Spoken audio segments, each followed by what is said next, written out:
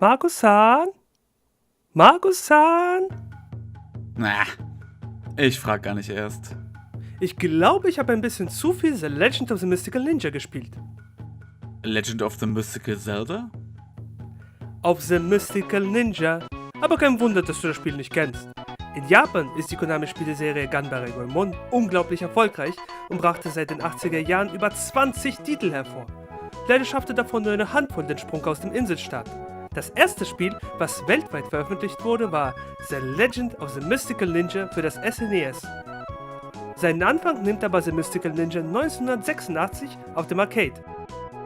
In Mr. Goemon prügeln wir uns mit dem namensgebenden Helden in typischer Sidescroller-Manier durch Horden von Soldaten, Ninja und Samurai. Moment, Goemon?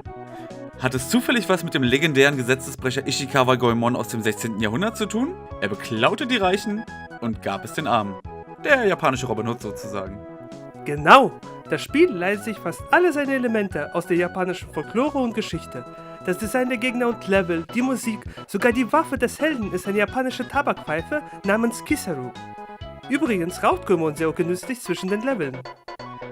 Super Message an die Kids. Aber ich verstehe zumindest, warum es die Spiele so selten nach Europa schafften. Konami hatte wohl Sorgen, dass Goemon zu japanisch für den Westen ist.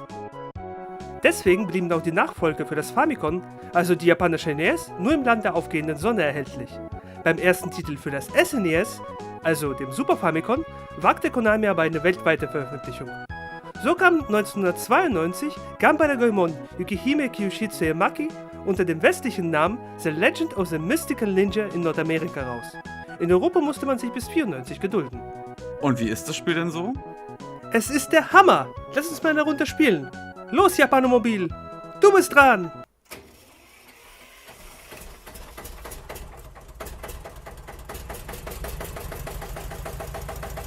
Was zur... Warum frage ich eigentlich? Die Levels, die hier Warlock Zones genannt werden, bestehen aus zwei Elementen. Erst laufen wir in bester Adventure-Manier durch das Gebiet, verprügeln Gegner, spielen coole Minispiele und kaufen ein. Im zweiten Teil wird das Spiel aber zum klassischen Plattformer.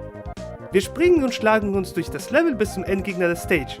Und das Beste daran, man kann das komplette Abenteuer zu zweit spielen. Der erste Spieler schlüpft dann logischerweise in die Rolle von Goemon.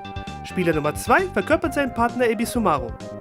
Der prügelt mit einer Flöte auf die Gegner ein. Übrigens heißt das Duo in der westlichen Version ein bisschen anders. Und wie?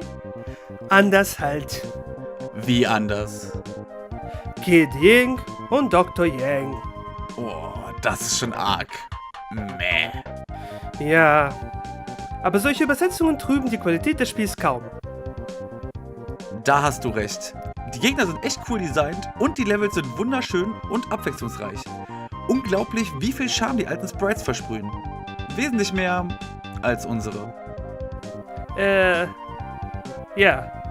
Die Musik ist übrigens auch super. Die typisch japanischen Melodien fügen sich perfekt in das Spielgeschehen ein und man kann sogar die einzelnen Instrumente heraushören.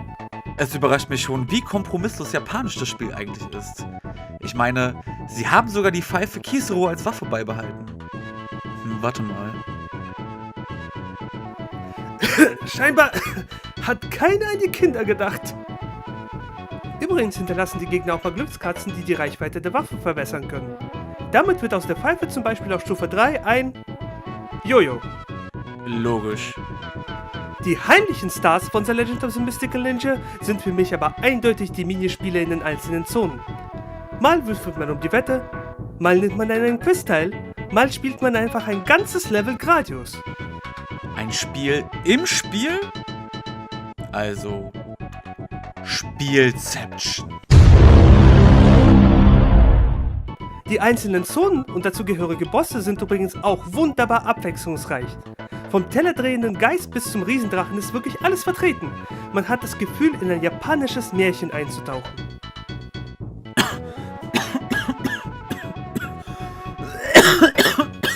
Apropos Märchen.